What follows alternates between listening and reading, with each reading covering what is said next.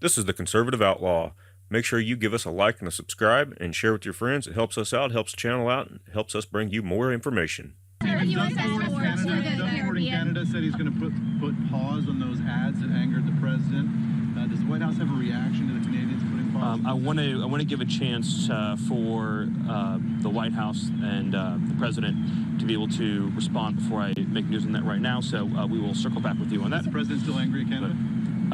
The president has been very clear about his extreme displeasure with what took place, and I will leave it to the president to provide an update on that. Can I ask about the USS Trump is considering plans to target cocaine facility and drug trafficking routes inside Venezuela? Can you speak to that? And given that Venezuela is not a cocaine-producing country, can you explain what the plans are there? Well, so obviously I would not now or ever get into any detailed discussion to address any of the things mentioned in your question in any way. But I do want to address the broader issue of narcotics and the war on cartels and foreign terrorist organizations. So Venezuela, of course, is a central hub for narcotics trafficking across the Western Hemisphere. Also weapons trafficking, also human trafficking as well, too.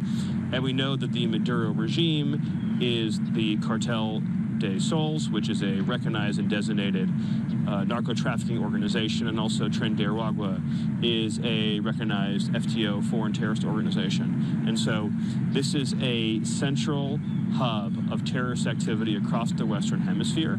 And just more broadly, as was made clear in the event yesterday, the President of the United States has made clear that narco-terrorists and narco-trafficking is a terrorist activity. These organizations are the ISIS of the Western Hemisphere. They control territory, they field armies, they exert enormous political control over nations and regions and governments and judicial systems through extortion, kidnapping, blackmail, murder, rape. And so we kind of have a situation in the Western Hemisphere where we have large, fully militarized terrorist organizations that, again, control commerce, control travel, control political systems, control the movement of weapons, people, goods, slaves, into a form of human trafficking and sex trafficking, and, of course, narcotics that are responsible for hundreds of thousands of American dead.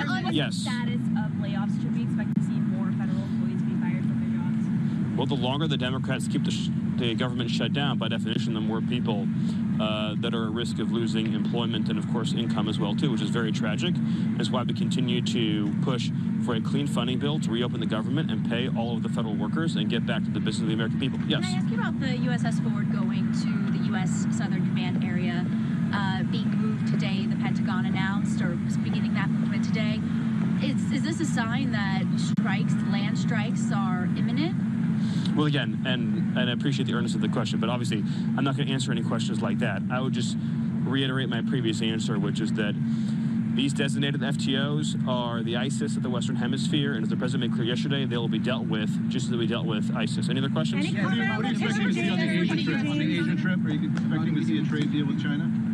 Well, the president looks forward greatly to his meeting with President Xi, and I believe he'll probably have a lot more to say about that to you and others in the press. So again, I don't want to get ahead of him, but he's looking forward to the meeting immensely, as well as, of course, our meetings in many other countries of the region, both to promote peace, security, prosperity, and of course to celebrate the extraordinary trade deal with Japan, which will unlock one of the largest waves of foreign investment in America, in American history. One last question. Would the administration consider putting U.S. troops on the ground in any capacity inside Venezuela? Well, I would refer to what Secretary Higgs said yesterday in terms of how the Department of War is viewing the issue of the strategies that are being used to fight these terrorists in the Western Hemisphere. And I'll just continue to reiterate what I said before. I know that you want more detailed answers than I can provide, but these are terrorists and they're going to be killed. Thank you very much.